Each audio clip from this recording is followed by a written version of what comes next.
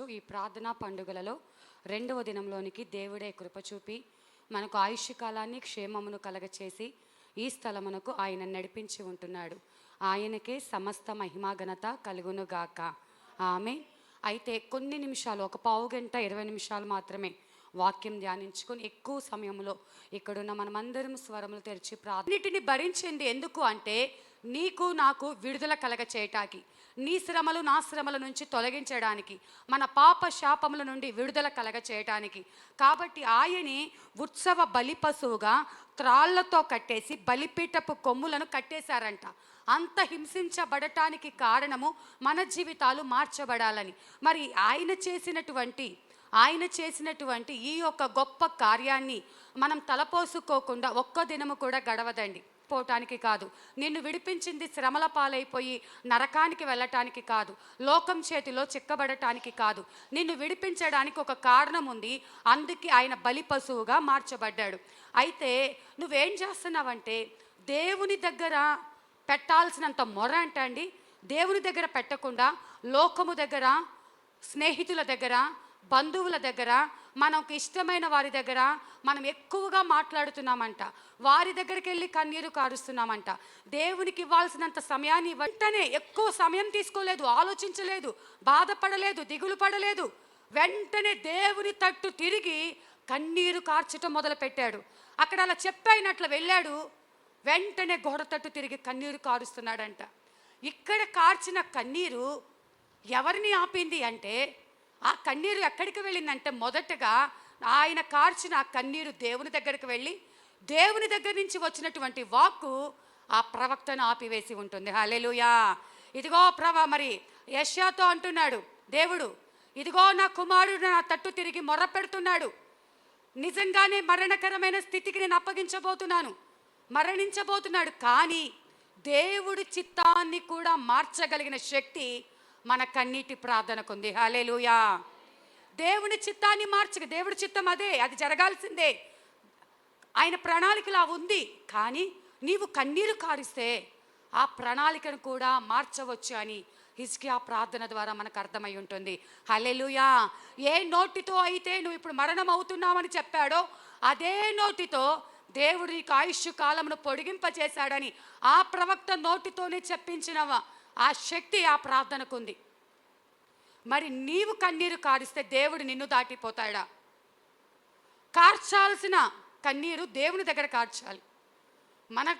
మనము అంటే మనం స్త్రీలమైనప్పటికీ మనం బలహీనులము అంటే ఏడుస్తూ ఉంటాం, ప్రతి చిన్నదానికి ఏడుస్తూనే ఉంటాం.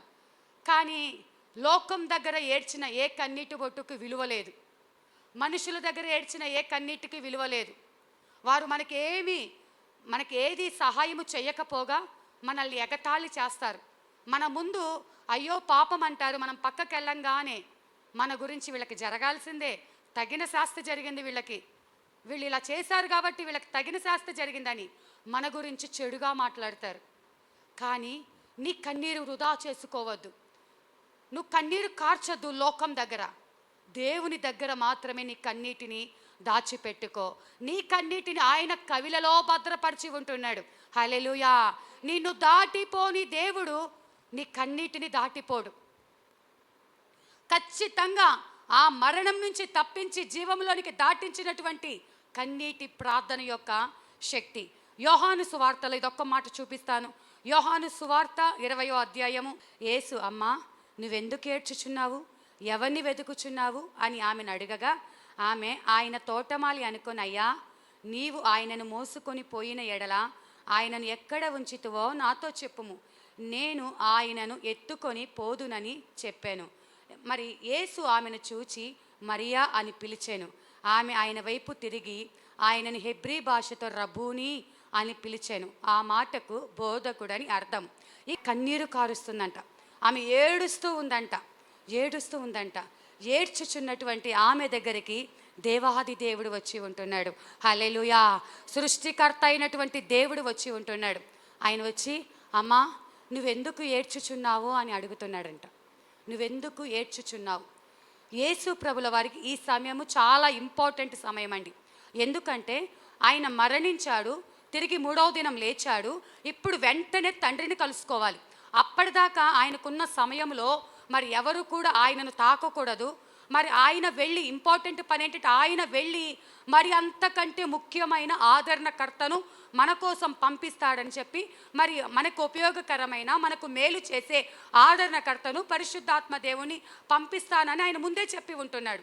ఆ ఇంపార్టెంట్ పని కంటే ముందు, ఆదరణకర్తకు పంపించడానికంటే ముందు, తండ్రిని కలుసుకోవడానికి ముందు, శిష్యులకు వీడ్కోలు చెప్పడానికి ముందు, ఆరోహణమయ్యే ముందు ఆయనను ఆపివేసింది ఏంటి అంటే మరియమ్మ కార్చిన కన్నీరు. హల్లెలూయా.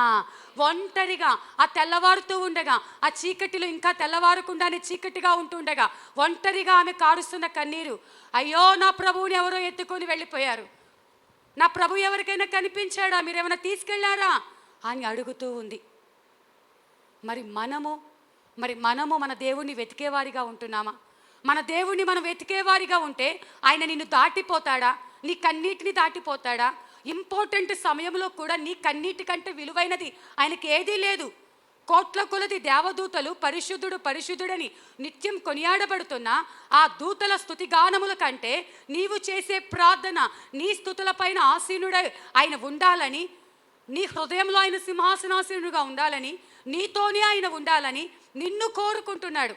నీ కొరకే ప్రాణము పెట్టాడు, నీ కోసమే ఉత్సవ బలి పశువుగా మార్చబడ్డాడు. నీ బ్రతుకులో ఉత్సవాన్ని నింపాలని, నీ జీవితం పండుగగా మార్చాలని, నిన్ను నరకం నుంచి తప్పించాలని. అలాంటి దేవుడు నీ కన్నీటిని దాటిపోడు. నీ కన్నీటి కంటే ఇంపార్టెంట్ది ఏది లేదు. మనం గుర్తుపెట్టుకోవాలి. మన యొక్క బంధువులు చాలామంది ఉంటారు.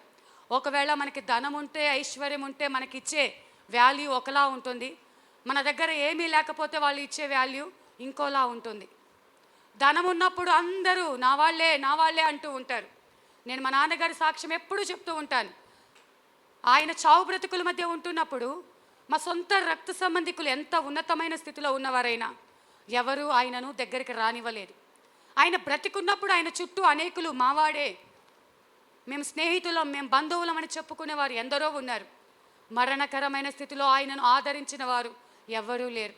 అలాగే మన జీవితాల్లో కూడా మనకు ఆరోగ్యం ఉన్నప్పుడు, మనకు ధనం ఉన్నప్పుడు, మనకు పేరున్నప్పుడు, అన్ని విషయాలలో మనము సంతోషంగా ఉన్నప్పుడు అందరూ మేమున్నాము అని అందరూ వస్తారు. కానీ ఆపద సమయంలో మనకు నిజమైన వారెవరో తెలుస్తుంది. కరోనా సమయంలోనే తెలిసిపోయింది. ఎవరు లేరు. ఎవరు లేరు. ఎవరైనా చివరిగా ఒంటరిగా మిగలాల్సిందే. ఆ ఒంటరిగా నిన్ను విడిచిపెట్టకూడదని మన దేవుడు మన కోసం ప్రాణం పెట్టి ఉంటున్నాడు. హల్లెలూయా. ఒంటరిగా నిన్ను విడిచిపెట్టకుండా నీ చేతిని పట్టుకొని నిన్ను నడిపించడానికి, నువ్వు ఎందు నిమిత్తమైతే కన్నీరు కారుస్తున్నావో ఆ కన్నీటిని దాటిపోనటువంటి దేవుడు. ఆయన కోరుకునేది ఏంటంటే ఆయన నీ మరి బలియాగములను లేకపోతే నీ నైవేద్యములను కోరుకోవటం లేదు, కానీ విరిగి నలిగిన మనస్సునంట ఆయన అలక్ష్యం చేయడంట. నువ్వు కన్నీరు కారుస్తూ ప్రార్థన చేస్తూ ఉండు చాలు. దేవుని దగ్గర మాత్రమే మొరపెట్టు, లోకం దగ్గర సంతోషంగా ఉండు, ధైర్యంగా ఉండు, దేవుని బట్టి అతిశయించు. కానీ దేవుని దగ్గర కార్చిన కన్నీటికి దేవాది దేవుడు జవాబు ఇస్తాడంట. హల్లెలూయా. మరి ఆ కన్నీటి ప్రార్థన అనుభవం మనకున్నదా? ఏదో చేస్తున్నామని పెదవులతో చేసిన ప్రార్థన కాదండి. పెదవులతో మొక్కుబడిగా చేసిన ప్రార్థన కాదు. నువ్వు ప్రార్థిస్తే అది ఏదైనా దేవుడు దాటిపోకుండా ఆగిపోతాడు. యాకోబు 20 సంవత్సరములు మేనమామ దగ్గర ఎంతో కష్టపడి 10 సార్లు జీతం మార్చినా అక్కడ కూలికి పనిచేస్తానే ఉన్నాడు. ఎంతో సంపాదించాడు, మార్చి జీతాలు మార్చినా ఐశ్వర్యవంతుడయ్యాడు. మరి భార్యలు, ఉపపత్నులు, పిల్లలు, మరి సంపద అంతా ఉంది. కానీ ఏ దానివల్ల ఆయనకు నెమ్మది కాలేదు, నెమ్మది దొరకలేదు. ఒంటరిగా తిరిగి వెళ్ళేటప్పుడు ఉన్నవన్నీ ముందు పంపించేసి దేవుని దగ్గర రాత్రంతా పెనుగులాడాడు. రాత్రంతా అంటే అక్కడ రాయబడిన మాట ఏంటంటే ఒక నరుని చేతిలో దేవుడు ఓడిపోయాడంట. ఒక నరుని చేతిలో అంటే ఆయన ఎంత ప్రేమిస్తున్నాడు నరుణ్ణి, ఒక మనిషిని ఎంత ప్రేమిస్తున్నాడు. ఆయన తలుచుకుంటే ఎన్నో లక్షల కోట్ల దేవదూతలు వచ్చి యుద్ధం చేస్తాయి. అలాంటి ఒక నరుణ్ణి తీసి పక్కన పడవేయలేడా? కానీ మన ప్రేమను ఆయన మన మీద చూపించే ప్రేమ, మన కన్నీరు, మన పాదాలు పట్టుకొని అయ్యా నన్ను విడిచిపెట్టొద్దు అంటే ఆయన నిజంగా నేను విడిచిపెట్టిపోడండి. మాటలతో కాదు మనం చేసే ప్రార్థనను నమ్మాలి. నేను ప్రార్థిస్తూ ఉన్నాను, నా దేవుడు నన్ను దాటిపోడు. నేను ఏ స్థితిలో ఉండి, ఏ వ్యాధుల్లో ఉండి మొర పెడుతున్నానో, నా వ్యాధికి నన్ను వదిలేసి నా దేవుడు వెళ్ళిపోడు. అప్పుల సమస్యతో నలిగిపోతూ ఉన్నానేమో, ఆ సమస్యలో నుండి దేవుడు నన్ను విడిచిపెట్టాడు. నాకున్న బంధకాల నుంచి నన్ను విడిచిపెట్టి ఆయన వెళ్ళిపోడు. దేవుడే సహాయకుడుగా, ఆయనే రక్షకుడుగా, ఆయనే విమోచకుడుగా మన కోసము ఆయన ఆగిపోతాడు. యాకోబును ఇశ్రాయేలుగా మార్చిన దేవుడు నీ ప్రతి పరిస్థితి మార్చి ఆయన ముందుకు వెళ్తాడు. హల్లెలూయా. నరుని చేతిలో ఓడిపోయి ఇక మీదట నువ్వు యాకోబు కాదు, ఇశ్రాయేలుగా దేవుడిని వాడుకుంటున్నాడని అన్నప్పుడు సొంతము చంపాలని చూసినటువంటి అన్నయ్యే ప్రేమించటం మొదలుపెట్టాడు. ఎదురు వెళ్ళి స్వాగతించి ఇంటికి తీసుకొని వెళ్ళాడు. దేవుడు గనక మన ప్రార్థన ఆలకిస్తే మన పరిస్థితి అంతా మార్చబడుతుంది.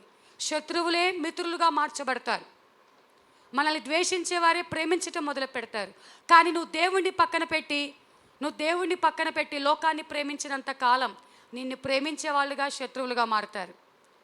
మరి దేవునిని ప్రేమించి, దేవుని కోసం కన్నీరు కార్చి, నీ ప్రతి పరిస్థితిని ఆయన పాదాల యొద్ద ఒప్పుకొని, మనుషులకి చెప్పుకొని అలసిపోయి ఉంటున్నాం.